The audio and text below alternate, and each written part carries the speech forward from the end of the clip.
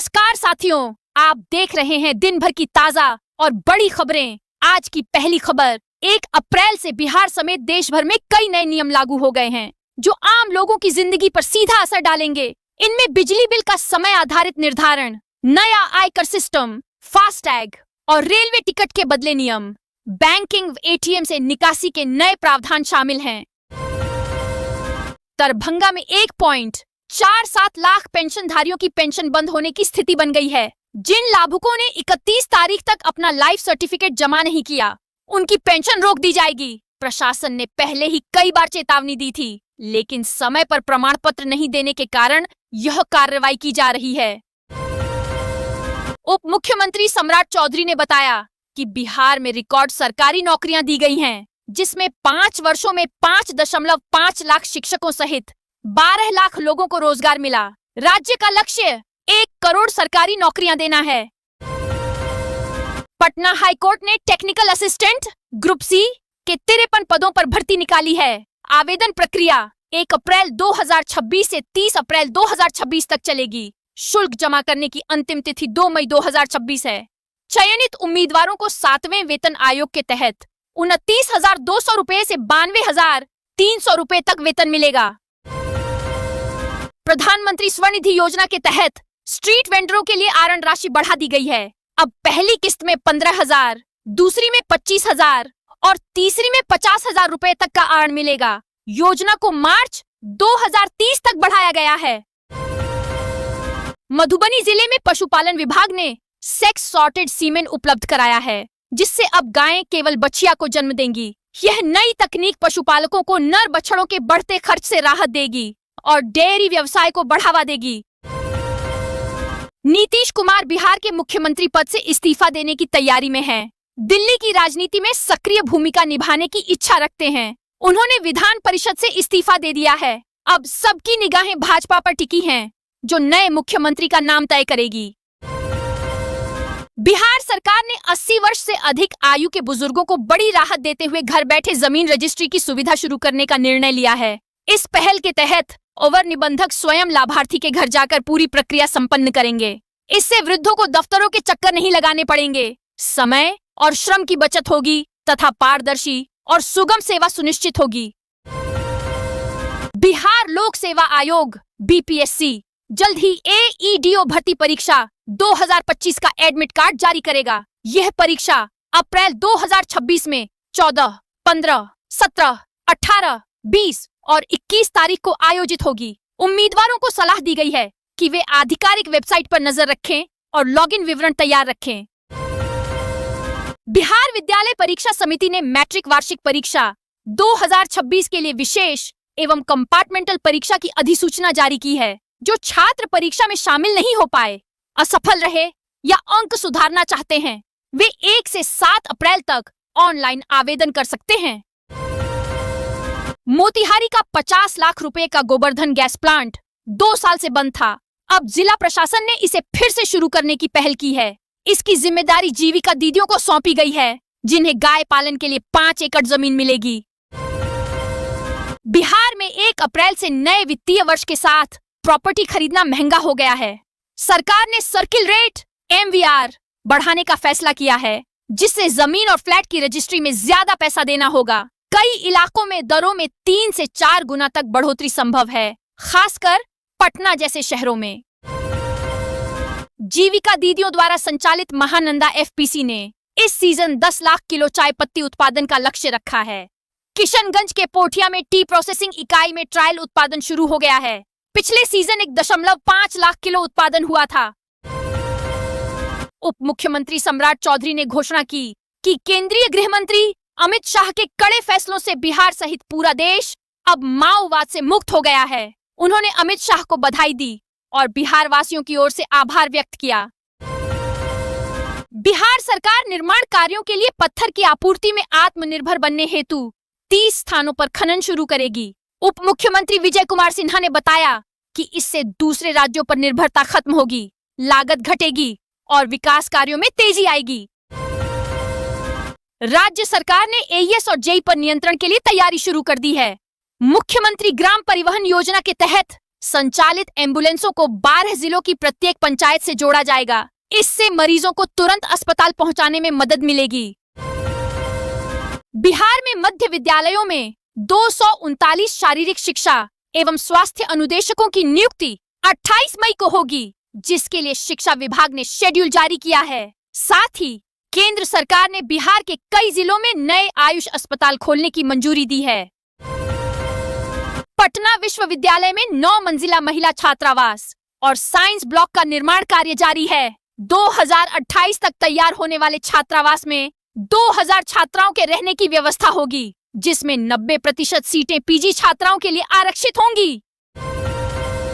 बांका जिले में नए शैक्षणिक सत्र से पहले शिक्षा व्यवस्था को संतुलित करने के लिए 255 शिक्षकों का बड़े पैमाने पर तबादला किया गया है। जिलाधिकारी के निर्देश पर जिला शिक्षा पदाधिकारी देवनारायण पंडित ने यह आदेश जारी किया। शिक्षकों को 3 दिनों के भीतर नए विद्यालय में योगदान देना होगा। केंद्र सरकार के निर्देश पर बिहार के 30,000 मध्य और 9,000 माध्यमिक विद्यालयों में डिजिटल शिक्षा जागरूकता अभियान चलेगा। कक्षा 8वीं से 12वीं तक के छात्र, विशेषकर दिव्यांग बच्चे, आर्टिफिशियल इंटेलिजेंस (AI) के माध्यम से डिजिटल कौशल सीखेंगे। मुजफ्फरपुर के मुशहरी स्थित STP से निकलने वाला पानी अब मनिका मन की बजाय बूढ़ी गंडक नदी में गिराया जाएगा। ग्रामीणों के विरोध के बाद यह फैसला लिया गया है। इसके लिए STP से बूढ़ी गंडक तक अंडरग्राउंड पाइपलाइन बिछाई जाएगी। डेहरी प्रखंड की महिलाएं जीविका परियोजना से जुड़कर पशु सखी बन आत्मनिर्भर हो रही हैं। डॉक्टर दीदी के रूप में वे पशुओं, विशेषकर बकरियों का इलाज और देखभाल कर रही हैं। इससे उनकी आय बढ़ रही है और ग्रामीण क्षेत्रों में पशुपालन को भी मजबूती मिल रही है। राष्ट्रीय राजमार्ग 30 पर सिपारा से बख्तियारपुर के बीच टोल भुगतान 1 अप्रैल से पूरी तरह डिजिटल हो गया है। अब वाहन चालकों को फास्टैग या UPI से भुगतान करना होगा, जिससे प्रक्रिया तेज और पारदर्शी बनेगी। जिला स्वास्थ्य समिति ने अस्पतालों में सुरक्षा व्यवस्था मजबूत करने के लिए CCTV निगरानी को अनिवार्य करने पर सख्ती दिखाई है। पटना के कई स्वास्थ्य संस्थानों में कैमरे नहीं लगे होने पर सिविल सर्जन ने चिंता जताई। उन्होंने जल्द से जल्द सभी अस्पतालों में CCTV लगाने और निगरानी व्यवस्था दुरुस्त करने का निर्देश दिया है। मंत्री अशोक चौधरी ने मुजफ्फरपुर के कुढ़नी में केंद्रीकृत रसोईघर के उद्घाटन पर कहा कि बिहार में 10 अप्रैल के बाद नई सरकार बनेगी। उन्होंने मुख्यमंत्री नीतीश कुमार के नेतृत्व में विकास जारी रहने की बात कही और विपक्ष पर जंगल राज का आरोप लगाया।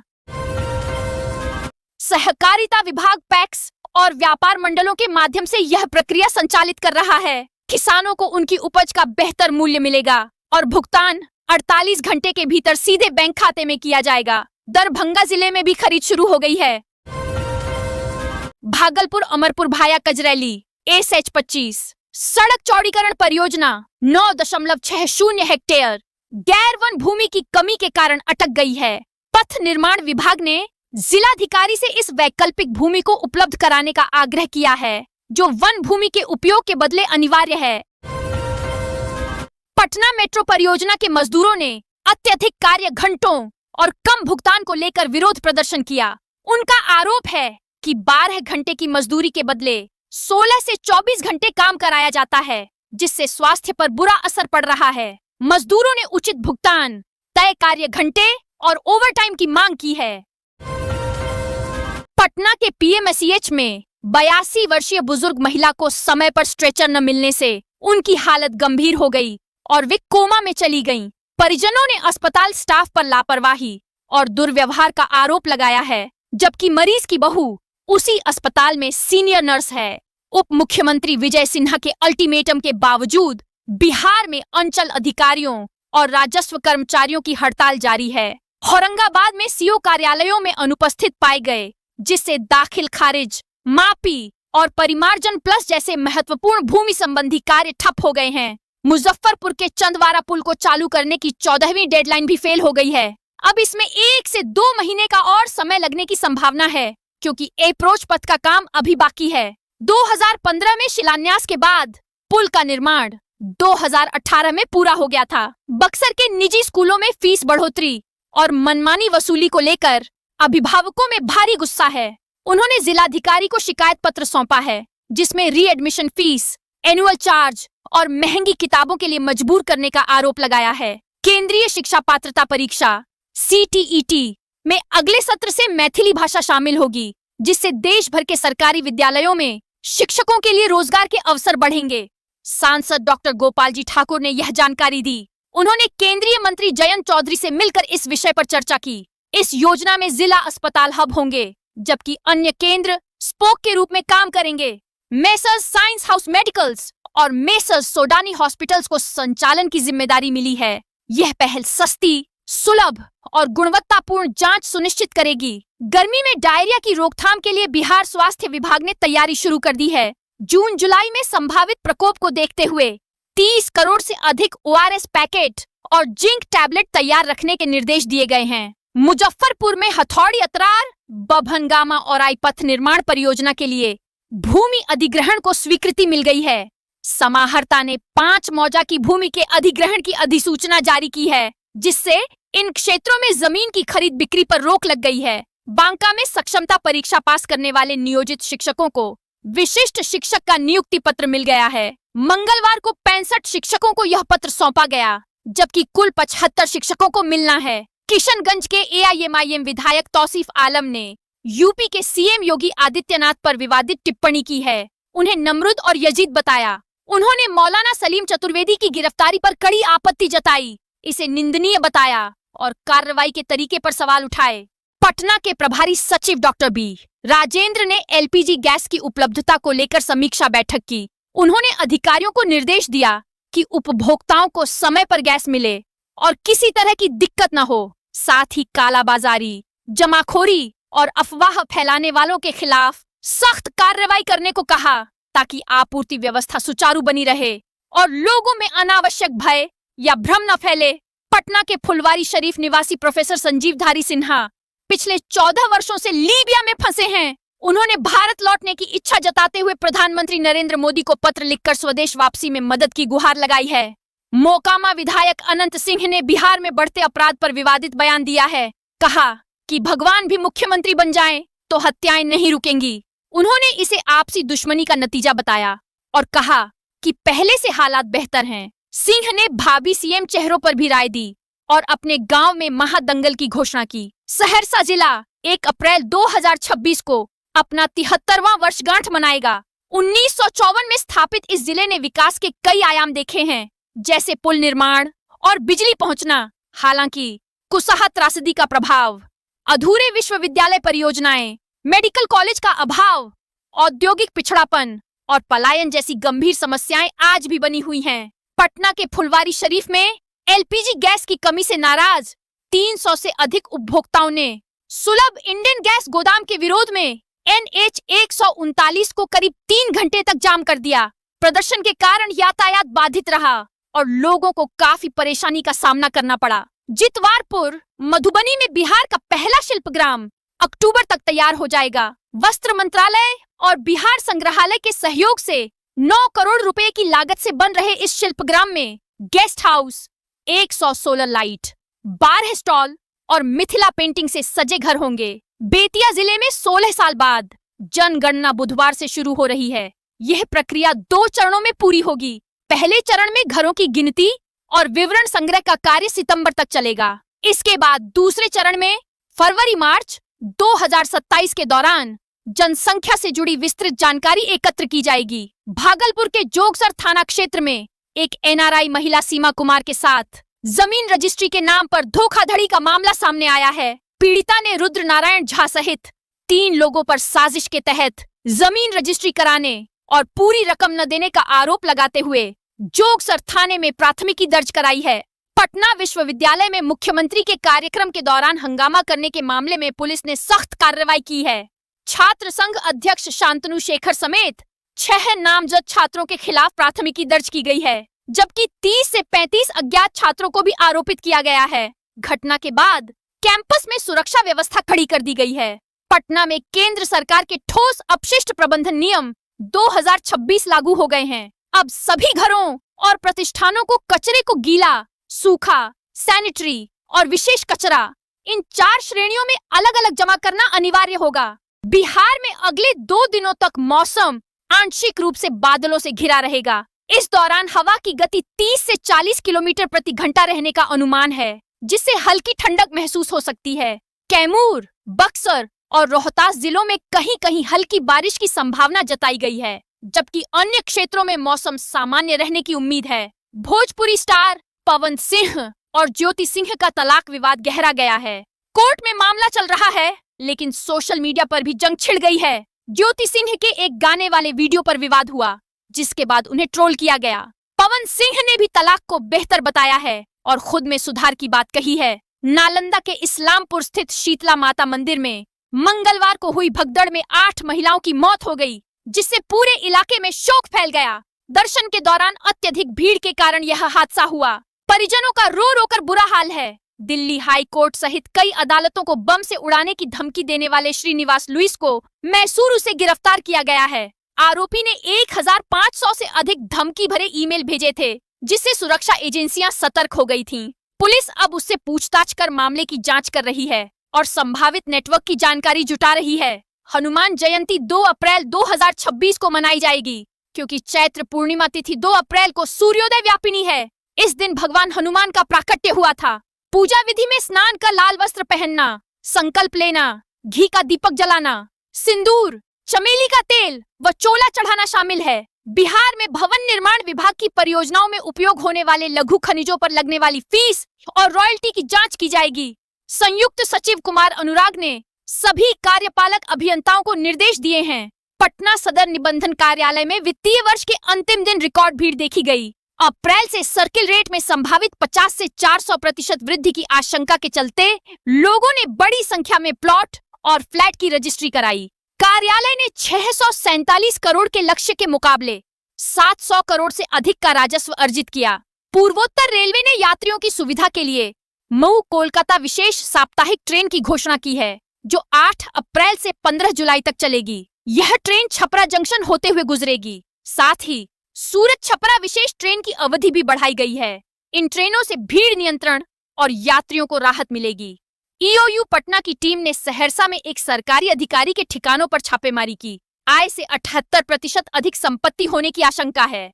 महावीर जयंती के अवकाश पर हुई इस कार्रवाई से शहर में हड़कंप मच गया और लोग भ्रष्टाचार के खिलाफ इस कदम की चर्चा करते रहे। बिहार के वरिष्ठ पुलिस अधिकारियों की संपत्ति का विवरण सामने आया है। डीजीपी विनय कुमार के बैंक खाते में करीब 30 लाख रुपए जमा हैं। इसके अलावा उनके पास नोएडा में एक फ्लैट भी है।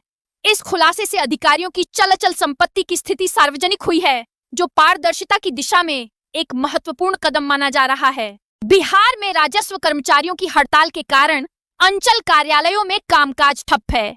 अरवल सदर अंचल में सीओ विजया कुमारी ने 3 अमीन को राजस्व कर्मचारी का प्रभार सौंपा है, जिससे कुछ काम शुरू हुए हैं। रेलवे प्रशासन ने यात्रियों की सुविधा के लिए मऊ कोलकाता मू विशेष ट्रेन 05096/05095 का संचालन 15 फेरों के लिए बढ़ा दिया है। यह ट्रेन मऊ से 8 अप्रैल से 15 जुलाई तक प्रत्येक बुधवार को और कोलकाता से 9 अप्रैल से 16 जुलाई तक प्रत्येक गुरुवार को चलेगी। भागलपुर के जोगसर थाना क्षेत्र में एक एनआरआई महिला सीमा कुमार के साथ जमीन रजिस्ट्री के नाम पर धोखाधड़ी का मामला सामने आया है। पीड़िता ने रुद्र नारायण झा सहित 3 लोगों पर साजिश के तहत जमीन रजिस्ट्री कराने और पूरी रकम न देने का आरोप लगाते हुए जोगसर थाने में प्राथमिकी दर्ज कराई है। पालीगंज अनुमंडल में अपराधियों ने एक सीएसपी संचालक नवीन कुमार से पिस्तौल के बल पर 2 लाख रुपए नकद, बैग और मोबाइल लूट लिए। यह घटना पियरपुरा थाना क्षेत्र के जीवन बिघा कब्रिस्तान के पास हुई। बिहार पुलिस की आर्थिक अपराध इकाई ईओयू ने आय से अधिक संपत्ति मामले में छापेमारी की। किशनगंज के एसडीपीओ गौतम कुमार और सहरसा के डीआरडीए निदेशक वैभव कुमार के 12 ठिकानों पर दबिश दी। राष्ट्रीय मानवाधिकार आयोग के विशेष पर्यवेक्षक बालकृष्ण गोयल ने बेउर केंद्रीय कारा का औचक निरीक्षण किया। उन्होंने मुलाकात कक्ष में शीशे की दीवार लगाने और बंदियों के लिए रोजगार परक प्रशिक्षण पर जोर दिया। बिहार के शीर्ष प्रशासनिक अधिकारियों की संपत्ति के विवरण से पता चला है कि कई मामलों में उनकी पत्नियां अपने पतियों से अधिक संपन्न हैं। मुख्य सचिव प्रत्यय अमृत की पत्नी के पास करोड़ों का पीपीएफ निवेश और अधिक सोना है। पटना में साइबर ठगों द्वारा ठगी की रकम ट्रांसफर करने के लिए 2 म्यूल अकाउंट का इस्तेमाल किया गया। एनसीआरपी पर इन खातों में 149 बार धोखाधड़ी की रकम भेजी गई, जिसे तुरंत निकाल लिया गया। बिहार राजस्व सेवा के लगभग 700 अधिकारी अपनी मांगों को लेकर सामूहिक अवकाश पर हैं। पटना सिटी में जुटे अधिकारियों ने डीसीएलआर पद पर पदोन्नति और मंत्री परिषद के संबंधित निर्णय को वापस लेने की मांग की। भागलपुर में eastern Bihar chamber of commerce की मासिक बैठक में ग्रीनफील्ड हवाई अड्डे के निर्माण में तेजी आने की जानकारी दी गई, जिससे व्यापारियों में उत्साह है। नागरिक उड्डयन मंत्रालय के पत्र से सुल्तानगंज में एयरपोर्ट और मौजूदा हवाई पट्टी जल्द चालू होने की पुष्टि हुई। बक्सर के राजपुर प्रखंड के भगवानपुर निवासी अभय कुमार 25 की दुबई में मौत हो गई है। अगस्त 2023 में दुबई गए अभय परिवार के इकलौते कमाने वाले सदस्य थे। 30 मार्च को मिली मौत की सूचना से परिवार सदमे में है। दानापुर के शाहपुर में बदमाशों ने एसबीआई एटीएम को निशाना बनाया। 3 नकाबपोश अपराधियों ने पहले सीसीटीवी कैमरों पर स्प्रे किया, फिर गैस कटर से कैश चैम्बर काटकर करीब 30 लाख रुपए लूट लिए। घटना से इलाके में दहशत फैल गई है और पुलिस जांच में जुटी है।